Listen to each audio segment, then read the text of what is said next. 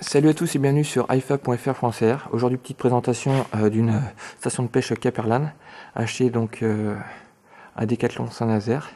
Actuellement, son prix est de 124,90 €. Je suis plus sûr de moi, mais je crois que c'est ça. Moi, je l'ai eu pour légèrement moins cher puisque j'avais une réduction dessus. Donc du coup, alors faut pas vous y tromper.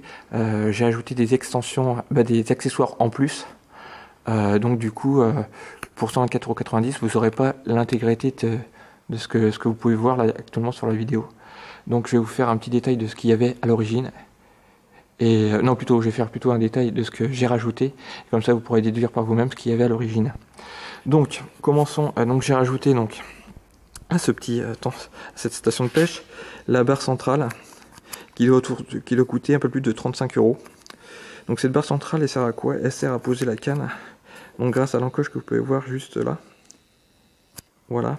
Donc on pose la canne au niveau central, qui permet en fin de compte d'avoir la canne bien centrée sur le coup de pêche, et puis qui vous permet à vous d'avoir les mains libres pour pouvoir amorcer, fronder. Donc voilà, faire ce que vous avez à faire pour optimiser votre pêche. Ensuite, j'ai rajouté un casier pour avoir un casier supplémentaire, parce qu'à la base elle est livrée avec un casier qui comporte un tiroir. Donc j'ai rajouté un casier pour pouvoir mettre des lignes supplémentaires, du bric-à-brac supplémentaire, voilà, vous savez, les bobines de fil, etc., les hameçons, pour pouvoir, entre guillemets, donc ajouter le petit bordel du pêcheur supplémentaire. Et sinon, autrement, il y avait cette plaque là que j'ai acheté donc à part, qui permet en fin de compte d'y poser donc ses asticots, ses èches en général, son petit matériel dégorgeoir, marqueurs, ciseaux, pinces, etc. Donc voilà, il y avait ces trois trucs en plus. Donc voilà, si on devait donc additionner un petit peu près le total de cet ensemble à l'heure actuelle, ça coûterait un peu moins de 200 €. Donc une station de pêche, voilà, que ce soit Rive, d'une autre marque, ça coûte plus de 200 €, qu'elle soit fournie avec les roulettes ou non les roulettes. Quand je parle de roulettes, c'est le petit chariot de transport, parce qu'il y en a certaines qui sont prévues avec ce chariot de transport. Ce modèle n'a pas les roues pour le transport. Par contre, il existe le modèle supérieur avec donc tous les accessoires, plus donc les roulettes, qui est à 299 €. Moi, j'ai pas envie de mettre 299 €, j'ai envie de mettre moins de 200 €. Donc j'ai trouvé cette alternative là. En plus, après, il faut savoir que mon véhicule ne peut pas accepter donc la caisse Caperlan avec les roulettes, qui est trop encombrante à mon goût. Donc du coup, il y avait ça aussi qui rentrait en compte dans mon achat. Donc la place que pouvait prendre donc cette caisse, une fois donc bien rangée de manière optimisée, et donc qui pouvait donc la place qu'elle pouvait prendre dans ma voiture. Voilà. Donc les petits points que j'ai bien appréciés sur cette caisse. Donc déjà, l'assise elle est assez confortable, assez voilà, en mélange entre rigide et souple, donc un juste milieu, je dirais, pour nos petits fesses, voilà. Sinon, qu'est-ce que j'ai bien apprécié, donc qui est fourni par défaut. Alors je sais pas si vous allez le voir, je vais essayer de me décaler, hop, je vais zoomer un peu, hop, voilà, le petit accroche-brise qui est là par défaut, c'est quand même une petite option, hein, sympa. Ils auraient pu le rajouter en supplément, ils l'ont pas fait, et ça je trouve ça sympa de leur part. Bon, voilà. Sinon, donc je vous ai dit, un casier avec un tiroir. Il y a la sangle est fournie donc par défaut, ce qui est pas mal, mais le petit détail qui m'a bien plu pour cette sangle, c'est le petit renfoncement, voilà, qui peut bloquer la sangle là, pour éviter qu'elle traîne par terre, et donc je trouve ça plutôt pas mal. C'est un petit détail bien pensé.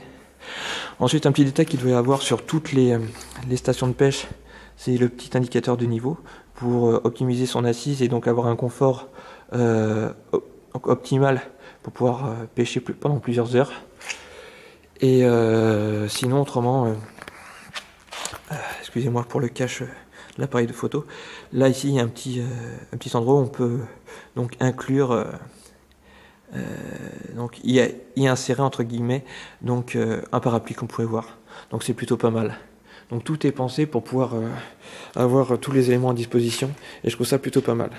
Il y avait un accessoire supplémentaire donc dans dans la caisse, c'était ce petit accessoire, ce petit tendeur entre guillemets. Et j'ai pas trop su à quoi il servait, mais j'en ai déduit une chose. Comme vous pouvez voir dans les photos, quand la caisse elle est pliée pour prendre le moins de place possible, il y a le ponton donc qui est parallèle à la caisse et perpendiculaire au sol. Voilà, donc le long de la caisse, le ponton qui est vraiment le long de la caisse. Et donc celui-ci, en fin de compte, quand il est dans cette position-là, il a un petit peu de jeu. Il a tendance à des fois revenir un petit peu légèrement vers le sol. Donc son angle d'ouverture est plus large.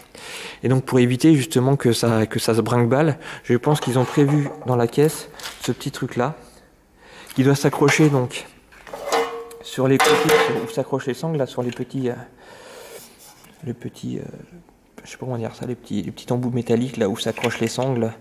Et donc du coup ça s'accroche là.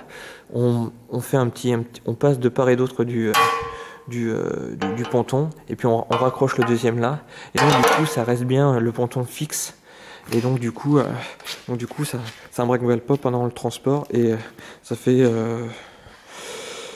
et donc du coup ça, je sais pas, ça fait quelque chose de plus pro et de plus voilà, de plus sécurisant pour le transport, parce que malgré tout, même si c'est une des stations de pêche les moins chères du Marseille, ça reste quand même un investissement et il ne faudrait pas l'abîmer donc au premier coup de la première partie de pêche, quoi. Voilà.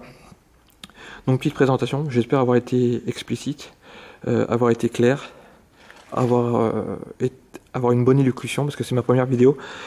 Et donc voilà, j'espère vous en faire plus à l'avenir et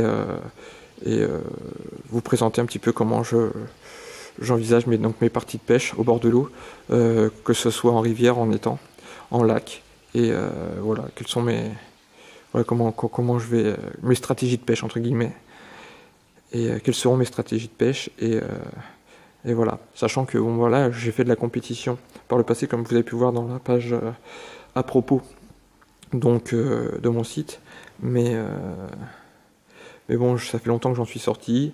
Je pêche plus vraiment très couramment, je pêche une grande moyenne entre 15 et 20 fois dans l'année.